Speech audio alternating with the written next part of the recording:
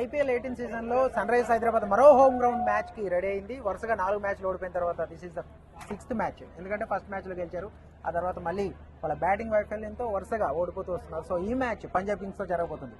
మరి ఇక్కడ నుంచి ప్రతి మ్యాచ్ కూడా క్రూషియల్ కాబోతుంది సన్ రైజర్స్ హైదరాబాద్కి. At the same time run rate కూడా ఇంప్రూవ్ చేసుకోవాల్సిన పరిస్థితి. సో ఈ మ్యాచ్లో తుది జట్టుకు సంబంధించి ఫైనల్ కాంబినేషన్ ఎటువంటి చేంజెస్ చేసే అవకాశం ఉందా లేదా మనతో మాట్లాడడానికి మన క్రికెట్ కామెంటేటర్ సుధీర్ మహావతి ఉన్నారు. సుధీర్ గారు, సో ఎట్లా ఉండబోతుంది match? I think Naresh half dozen రోజుల రెస్ట్ తర్వాత వస్తున్నారు కనుక ఫ్రెష్ గా ఉన్నారు.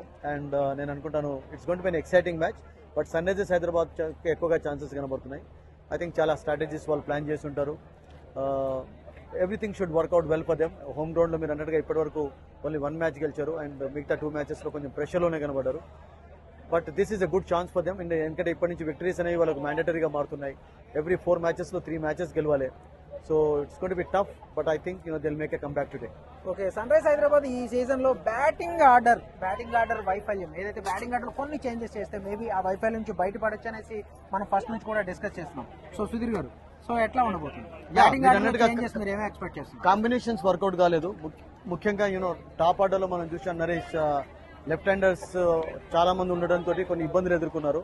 రైట్ లెఫ్ట్ కాంబినేషన్ ఉంటే బాగుంటుందని చెప్పి మనం ప్రతిసారి అనుకుంటున్నాం.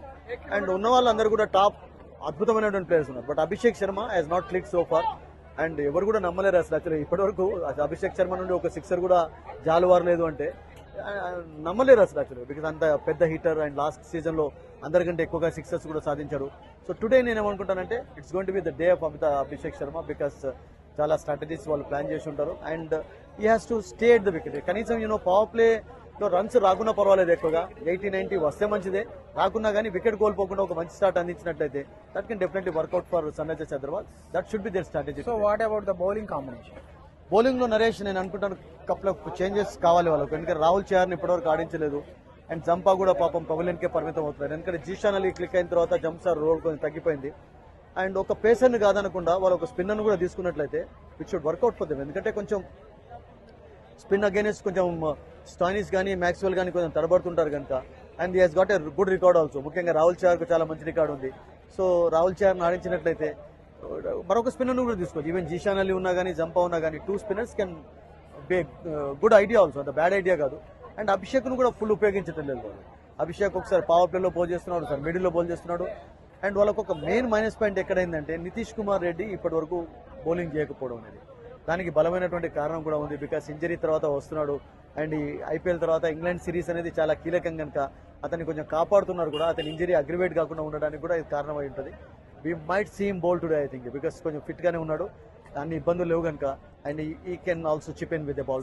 Coming to the Punjab Kings, consistent performance under Shreyas Iyer captaincy. So ఎట్లా ఉండబోతుంది Punjab Kings? They have been brilliant అండి. రైట్ ఫ్రమ్ డే 1 నుంచి వాళ్ళు ఆడినటువంటి ఫస్ట్ మ్యాచ్ కూడా అహ్మదాబాద్ లో 243 స్కోర్ చేశారు. ఆ తర్వాత వాళ్ళ విక్టరీస్ అన్ని కూడా కంఫర్టబుల్ విక్టరీస్ సాధించారు. ఓన్లీ వన్స్ అగైన్స్ రాజస్థాన్ రాయల్సే హోమ్ గ్రౌండ్ ముందు ట్రబుల్ లో కనబడ్డారు కానీ బట్ ఎక్కడ కూడా వాళ్ళకి ఇప్పటివరకు ప్రాబ్లమ్స్ ఎదురుగాలేదు. బ్యాటింగ్ లో బౌలింగ్ లో అన్నింటిలో వాళ్ళకు ప్లస్ పాయింట్స్ కనబడుతున్నాయి. అండ్ దట్టు ఆర్య ఎప్పుడైతే ఒక బ్రిలియంట్ సెంచరీస్ అందరిని అందించాడో is going to be the key player for them. But Cummins will have a strategy for him also. And top order లో వీళ్ళిద్దరిని అవుట్ చేయడం చాలా ఇంపార్టెంట్. అండ్ వాళ్ళకు మంచి బ్యాటింగ్ లైనప్ ఉంది. బౌలింగ్ లో ముఖ్యంగా చాలా మంచి బౌలర్స్ ఉన్నారు. హర్షదీప్ కానివ్వండి, ఫర్గసన్ వచ్చిన తర్వాత కొంచెం స్ట్రెంత్ ఆడైంది వాళ్ళకు. అండ్ చహల్ యొక్క రోల్ అంత కీలకంగా ఎప్పుడు కనబడలేదు, ఎందుకంటే లాస్ట్ మ్యాచ్ లో కూడా ఎక్కువగా ఉపయోగించలేదు. But they got very good bowling lineup, very good batting lineup. And but ఈరోజు సన్ రైజర్స్ హైదరాబాద్ నేను అనుకుంటానంటే ఒక ప్లాన్ తోటే వస్తారు, కట్టడి చేసే ప్రయత్నం చేస్తారు. So what about the pitch conditions? I think what I read Naresh was 270, 280 score చేసినటువంటి వికెట్ ఇక్కడ యూజ్ చేసే ఛాన్స్ ఉంది ఈరోజు అంటున్నారు.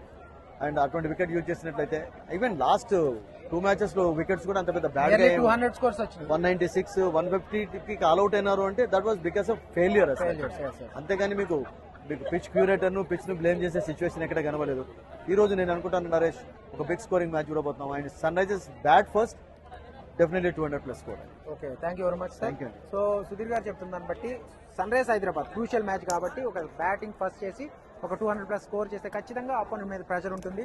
సో ఒక హై స్కోరింగ్ క్లాష్ అయితే ఉండబోతుందని చెప్పేసి సుధీర్ మహావతి చెప్తున్నారు. కెమెరా బానుతో ఉప్పర్ సైడ్ నుంచి నరేష్, డైల్ న్యూస్, హైదరాబాద్.